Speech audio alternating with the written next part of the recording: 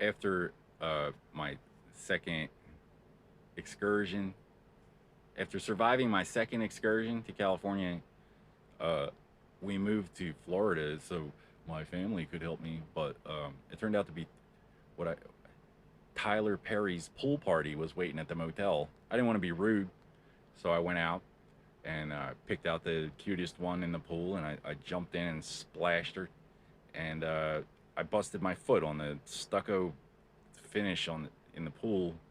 It started bleeding profusely, and I had to excuse myself. But I showed my face. They were throwing dirt weed all over the sidewalk, having a contest to see who could smoke the loudest. You know how we do. National Defense Authorization Act is a way for humanity's closest natural enemies to lead our intelligence by the hand into a prejudiced, you know, interpretation of it. But I mean, obviously, there's cultists just reenacting stuff from decades ago like it happened yesterday. Acted like I'm supposed to feel guilty about it. You must have taken 2 seconds of like contemplating, like as a child. And well, I mean, a 12-year-old, that's not old enough for the Christian or the Jews. But age of consent in Nigeria is 11 years old, and they're kicking our asses because you're idiots.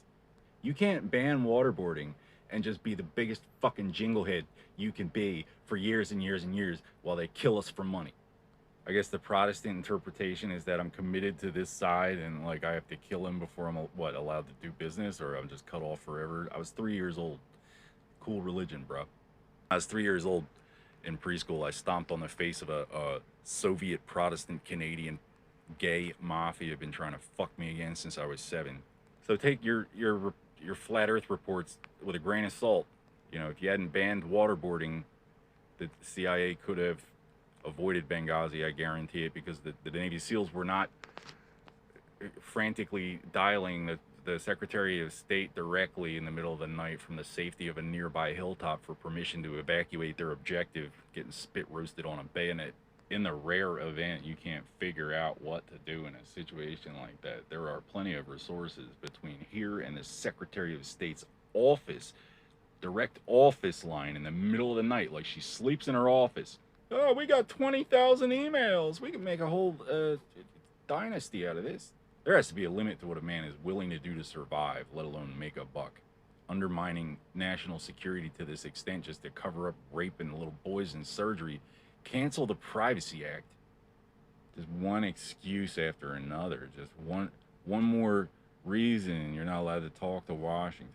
The guy raping the unconscious 7-year-old. I mean, to say nothing of the doctor letting him do it and then lying to the kid. Like, first do no harm, or you get stupid wizards. There's also a clause providing for patient confidentiality above and beyond that guaranteed by constitutional protections. But it's your job to make sure the 7-year-old was born that way. So the guy that I reported to the FBI can just give the president a free emergency vacation. I traced it to the Saudis.